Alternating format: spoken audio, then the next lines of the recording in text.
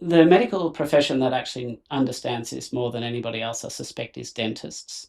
Dentists understand dental plaque obviously very well, and they've also understood for decades the connection between poor dental health and poor cardiovascular health, because the very same microbes that can cause dental plaque can also cause coronary plaque.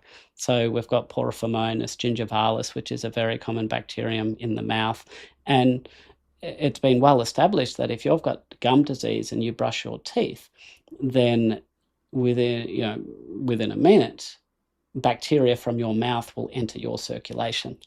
Okay. We also know that, and it's not just that infection, we know that when we do biopsies, so when people have open heart surgery, so basically what that means is you cut down the sternum, you separate the sternum to expose the heart, and you cut out diseased sections of arteries, and you put in replacement sections, usually vein or arterial graft. Now, so what you've got this diseased artery, and you can look at that in the lab.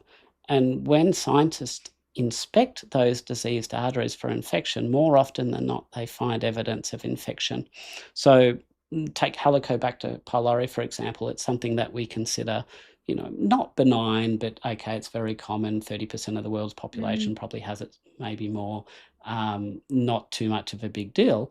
So the research will show that I think it's between about 30% and 48% of diseased arteries actually contain Helicobacter pylori Is that DNA. right? Oh my goodness, it Now, sounds like a big deal. well, look, again, that's correlation, not Yes, yeah, causation. yeah. But if you understand this whole notion that bacteria can create an oxidation state that increases the risk of thrombosis, so the risk of occlusive thrombus would theoretically be higher. That's what I'm talking about, biological plausibility.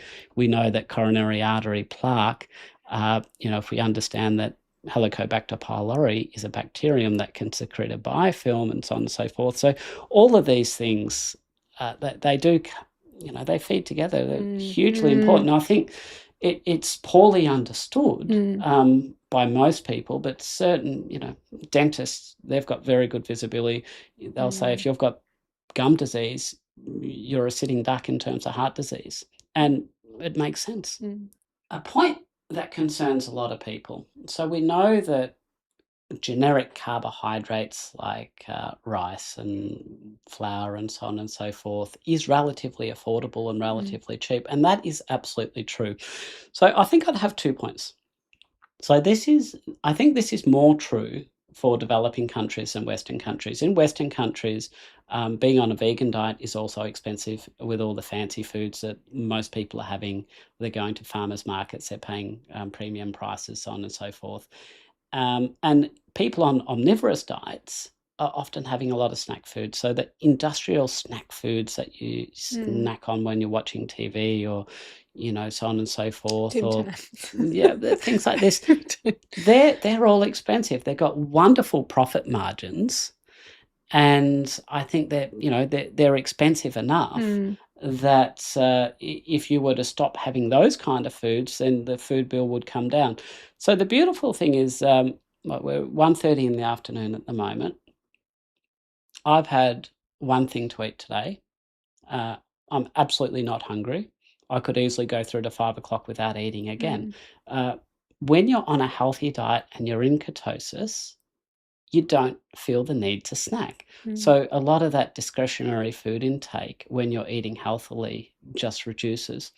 Furthermore, yes, I believe that the healthiest, most nutrient-dense food is probably something like a grass-fed steak, which is very expensive. But the reality is grain-fed meat is still far superior than most other alternatives. So I guess the idea is don't let perfect be the enemy of good.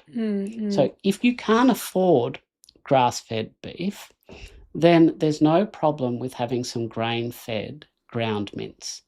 And the fatty mince, the 18% fat mince you get from the supermarket, which is still quite affordable, is actually the mince that I personally buy. I prefer we actually chasing the fat. So most people are paying a premium for the lean mince. You can get the fatty mince. Would it be better to have free-range organic eggs? Yes, but is eggs still a nutrient powerhouse? And if you just get the cheaper eggs, is that still better than other alternatives? Absolutely. So if you focus on, the affordable meats, go and get some canned fish, go and get some.